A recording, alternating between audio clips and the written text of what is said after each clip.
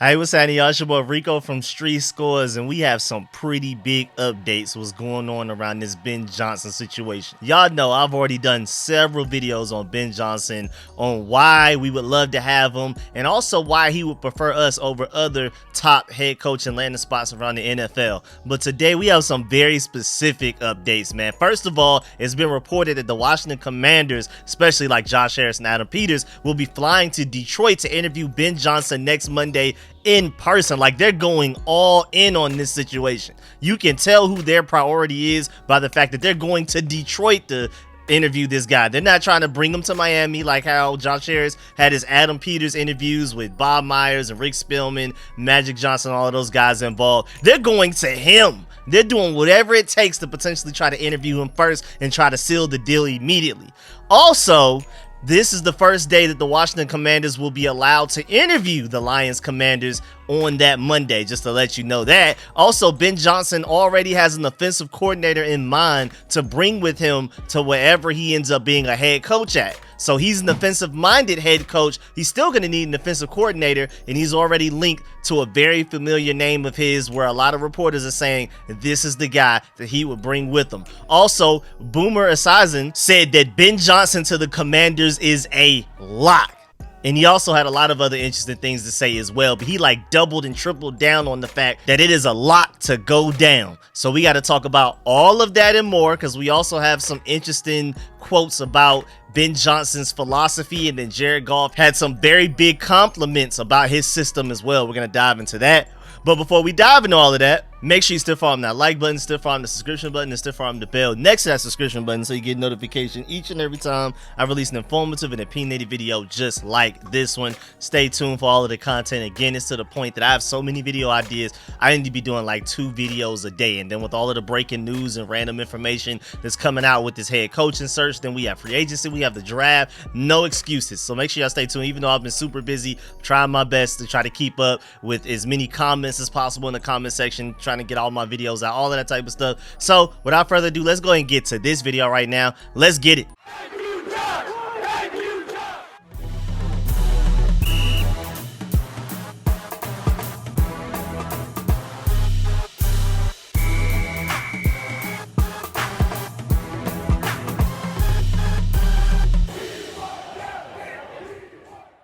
All right, so first of all, Nicki Jhabvala, who's again always compliment the fact that Nicki Jhabvala and John Keim are both reporters that are known more so for being the most right, the most correct, the most factual, than trying to be the first, to be like the guy that reports something before everybody else, whether it's right or wrong. These guys fact check over and over again before they report something. So when Nicki Jhabvala or John Keim say it, we do need to take it a little bit more seriously than just when you hear a general report from anybody else, within or outside of the Commanders organization, beat reporters, whoever. But Nicki Jhabvala reported the Commanders are expected to travel to Detroit next week to interview Lions defensive coordinator Ben Johnson and defensive coordinator Aaron Glenn, because they're not just going up there to only interview Ben Johnson. I'm pretty sure he's the priority, but I mean, you're up there, why wouldn't you go ahead and interview Aaron Glenn as well since you're already there? Do your due diligence. You never know, maybe Ben Johnson doesn't want you, and then maybe you interview Aaron Glenn in person and find out that this is your favorite candidate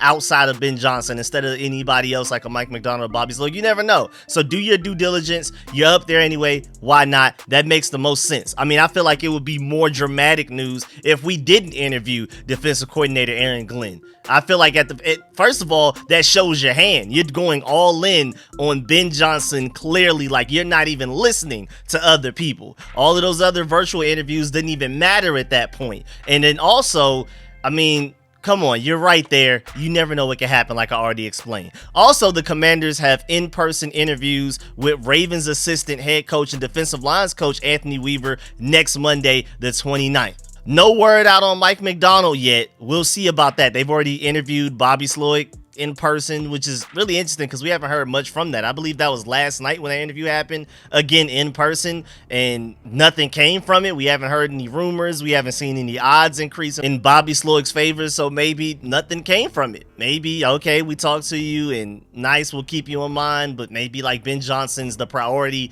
and then maybe like Bobby Slowick is a nice backup option to them. But I feel like if they really wanted Bobby Slowick, they would just go ahead and lock him down now. So that shows who the priority is, because if Ben Johnson were available right now and Bobby Slowick was still in the playoffs and we had to wait to interview Bobby Slowick later, I wouldn't be surprised if they went ahead and interviewed Ben Johnson and locked him down now. So again, this is just speculation. This is just me hypothesizing this right now, but it seems like Ben Johnson is the biggest priority, because even with Aaron Glenn, the defensive coordinator for the Lions, I'm not sure if they prioritize him enough to fly all the way to Detroit.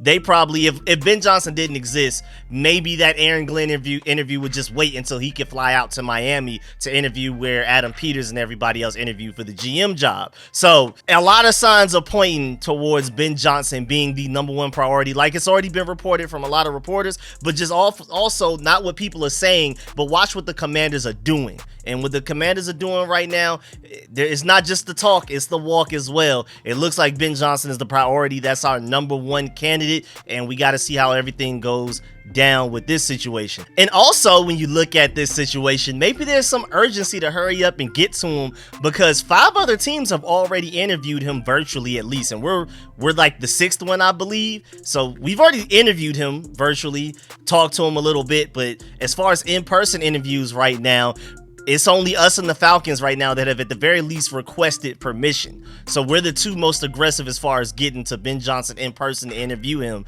But there's still a lot of competition out there, because again, 5 other teams have already interviewed him virtually, and maybe the Commanders are doing whatever it takes to get up to Detroit and interview him in person before anybody else even has a chance. Like, lock him down, get to him before anybody else is. And again, Tom Pelissero reported back on January 23rd. Oh, that was yesterday. Man, that feels like it was a week ago. The Commanders and Falcons are both expected to send a contingent to Detroit next week to conduct second interviews with Lions offensive coordinator Ben Johnson and defensive coordinator Aaron Glenn. Maybe the Falcons are more so focused on defensive coordinator Aaron Glenn, because everything that they're doing shows that they're preferring a defensive-minded head coach candidate. With Bill Belichick and all of these other people that they're bringing in, Mike Vrabel, everybody's mostly been defensive-minded so far. Like 80% of the guys that they've shown interest in. So maybe they're more so looking at Aaron Glenn and we're more so looking at Ben Johnson. Maybe we're not even competing with each other, but it's really interesting that we're the only 2 teams so far to actually seek direct permission from the Lions to say, hey man, can we interview these guys as soon as possible in person? And the Commanders are flying to Detroit to do it. And no more interviews are permitted with coaches still in the playoffs until after Sunday's games, just to give you that update as well. So again, we probably are just trying to lock them down, man. This is very significant, and they're basically doing whatever they got to do to get him. They're going to him in Detroit, not Miami. Instead of flying him out to Miami to help make the interview go a little smoother with better weather, a better setup in Josh Harris's mansion with a better presentation and things like that, like how they got Adam Peters again as a GM. They are not playing. They're going to him, not taking any chances, trying to interview him before anybody else can. Like, this is like a don't even lift a finger Ben Johnson type of thing. We'll come to you in your living room, and that's what it takes to get to you before anybody else can. And I wouldn't be surprised if they try to lock him down before he even gets a chance to do any other in-person interviews, because I also wouldn't be surprised if he wants us. Like, I feel like, based on everything we've seen, that Ben Johnson is at the top of the Commanders list for head coaching candidates. I wouldn't be surprised, for reasons I've already broken down in different videos comparing us to every team in the NFL, but I did deep dives comparing us to the Panthers job candidate landing spot for a head coach, and the Falcons as well, in separate videos if you want to go check that out. So again, I wouldn't be surprised if Ben Johnson has us as his #1. It may just be a happy marriage, like the best case scenario for both teams. We want Ben Johnson the most, Ben Johnson wants us the most. I wouldn't be surprised. We'll see how it goes. But Boomer Esiason went on his podcast and said that Ben Johnson will be the next Commanders head coach. Point blank, period. No ifs, ands, or buts about it.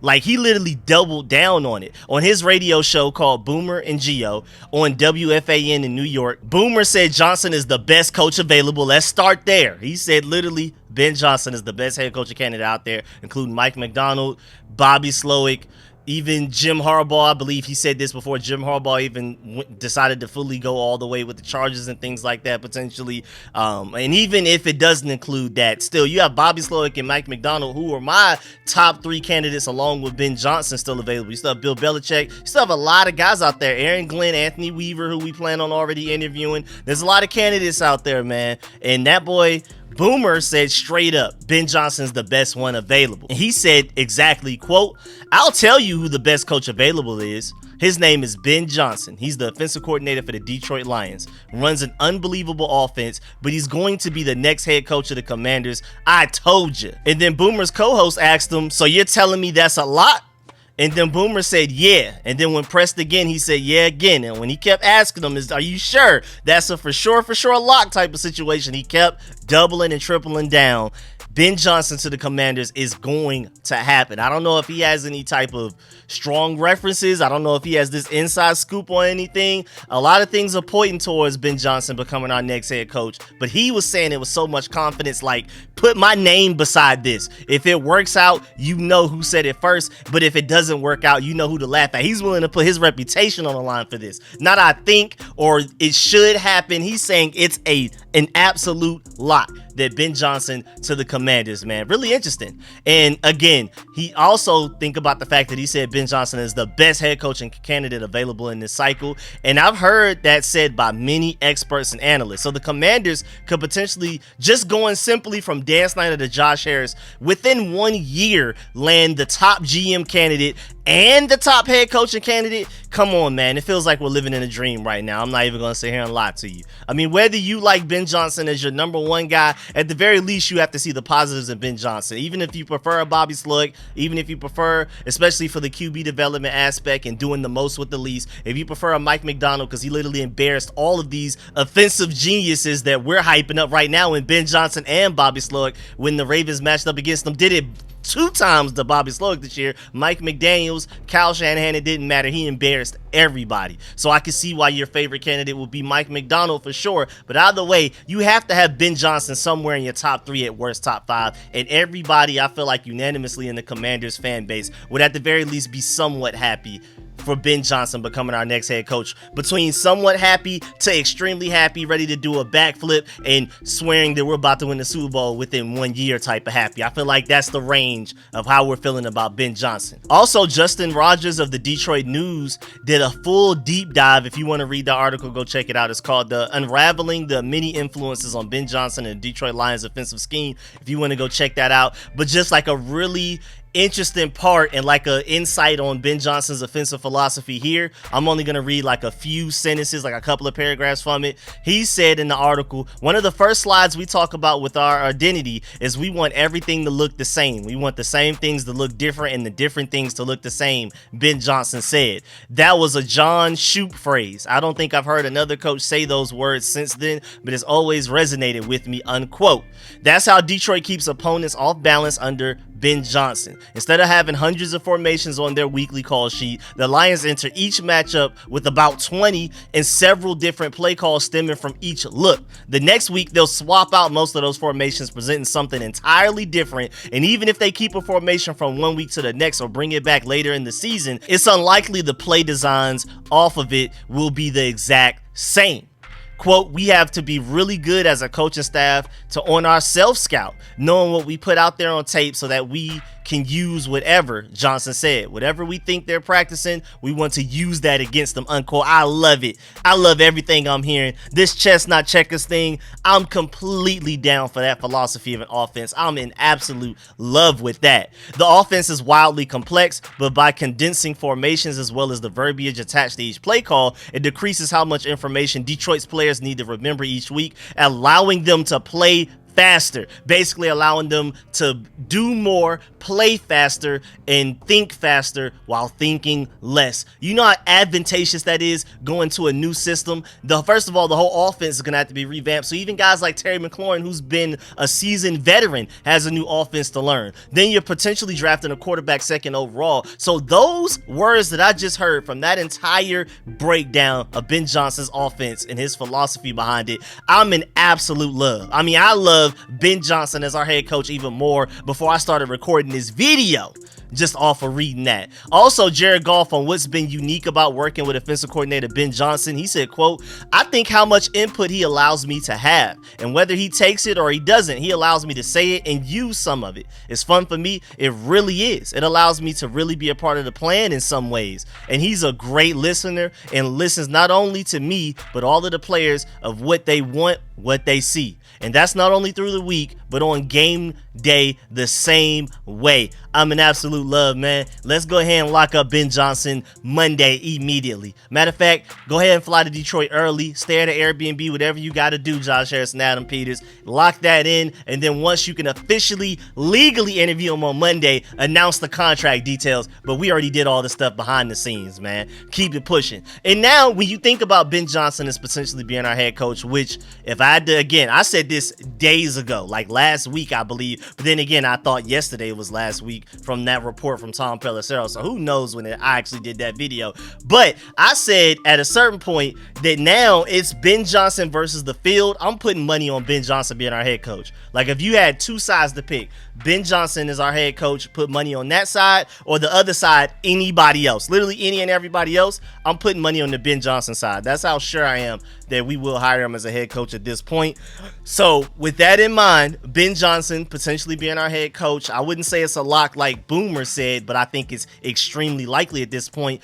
Who would he bring as his offensive coordinator? I'm pretty sure that's a question many people have already thought of. That's something I've thought of as well. I planned on doing a breakdown of several offensive coordinator candidates out there if we were to potentially hire an offensive-minded Ben Johnson, because you can't bring over like a strong offensive coordinator, a proven offensive coordinator, because that guy wants to have full autonomy over the offense. A guy like that prefers to either become a head coach for another team or to be an offensive coordinator for a defensive-minded head coach or a CEO type of head coach, but not an offensive-minded head coach like Ben Johnson. Like Shane Waldron of the Seahawks was never going to come to the Commanders with Ben Johnson as the head coach. That was just never going to happen. He's already accepted the job with the Chicago Bears anyway. But again, you're not going to get this strong offensive coordinator candidate. It's going to have to be somebody pretty sneaky. And like I said days ago, I said that it's probably going to be somebody that Ben Johnson can trust and that they have great chemistry together. And it's kind of like a don't fix what's not broken thing. The offense is working really well, so let's keep that going. Let's bring as many people from Detroit as I possibly can. I mean, I would hire Mark Brunell as the quarterback's coach as well here as he was in Detroit. Same thing with Antoine Randall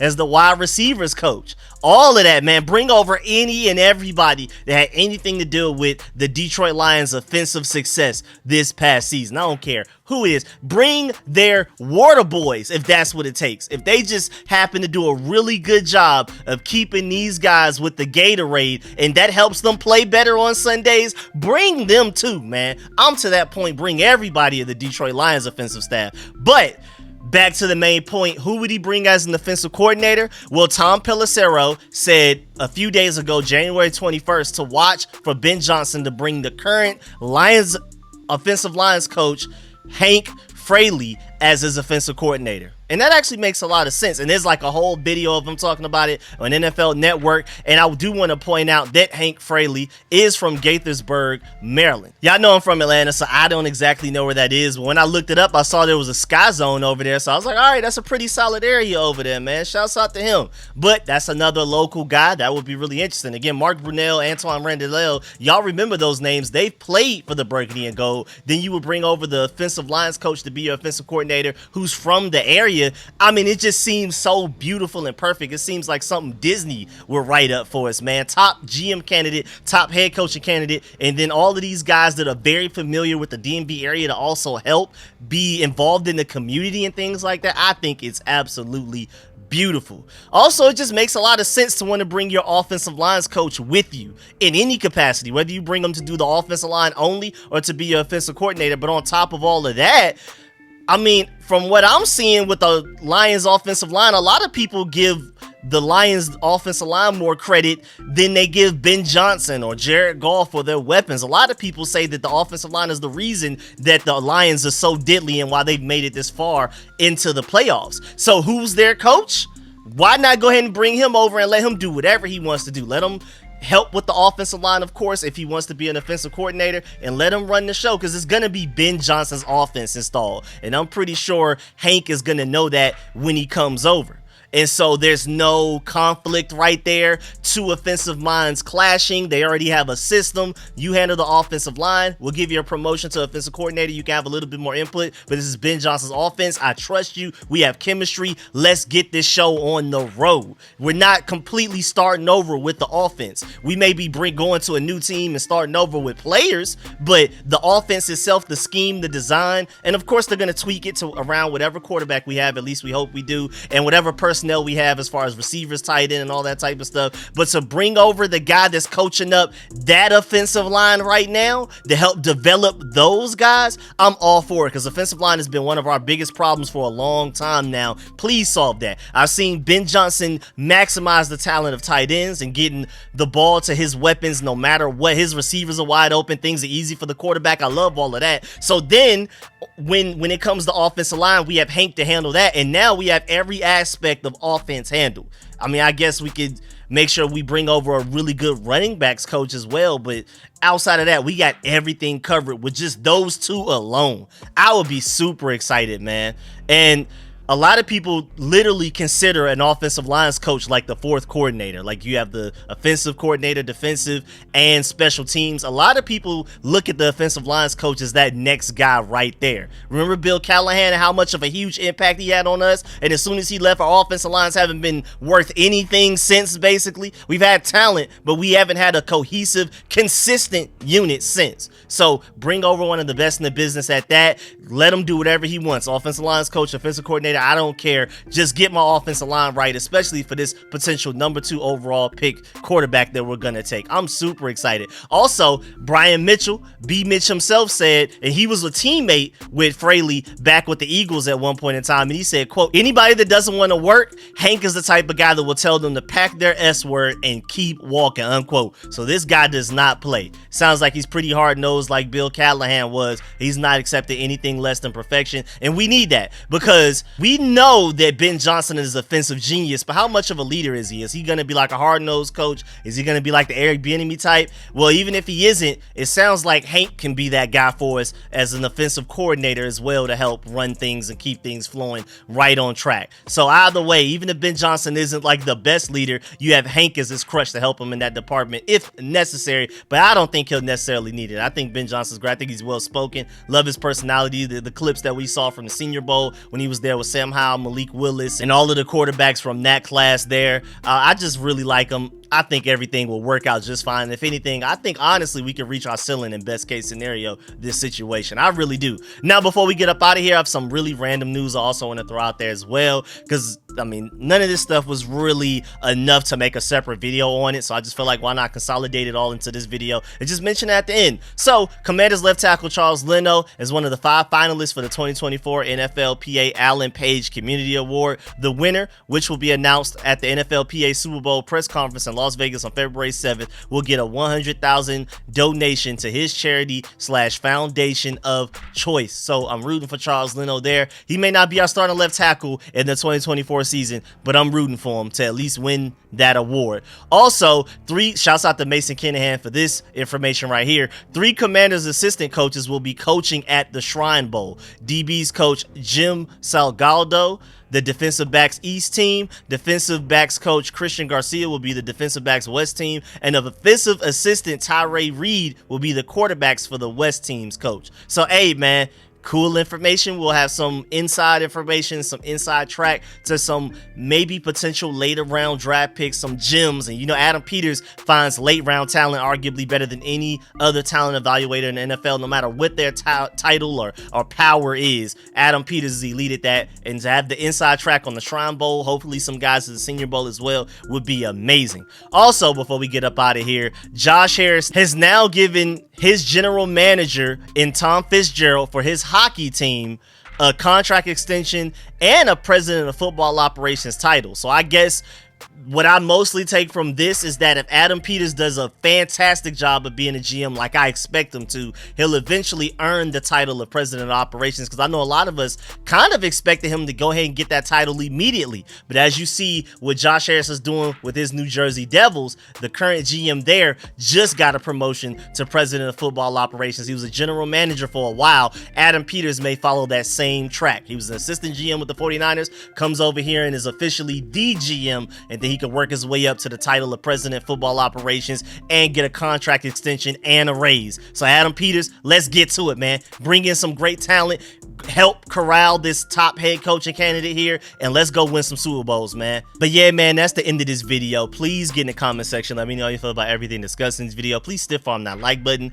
stiff arm the subscription button, and stiff arm the bell next to that subscription button so you get a notification each and every time I release an informative and opinionated video just like this one. Make sure you stay tuned for all of the content. Again, 2-3 videos a day, and I'm working on watching film. I have access to the caddies, cut-ups, and things like that, the all 22 footage for a lot of the draft prospects. So if you're a channel member, be on the lookout for a lot of free, ad-free content coming straight exclusively to y'all for a lot of these draft prospects. We're going to look at quarterbacks, tight ends, everything that we need, potential edge rushers, linebackers, all of that. Stay tuned for that, man. I'm really excited. I really appreciate y'all. And man, like I said, 2-3 videos a day. There's always something to talk about. I have like 50 ideas, but things just keep pushing each idea back and delaying everything. So it just moves to the back of the line. So much stuff on the way. You don't have to worry about it. I know the Commanders may have some days where the news is a little dead, but I have plenty to talk about over here. I'm telling you. So stay tuned. I'm gonna catch y'all later. I appreciate y'all. I'm out.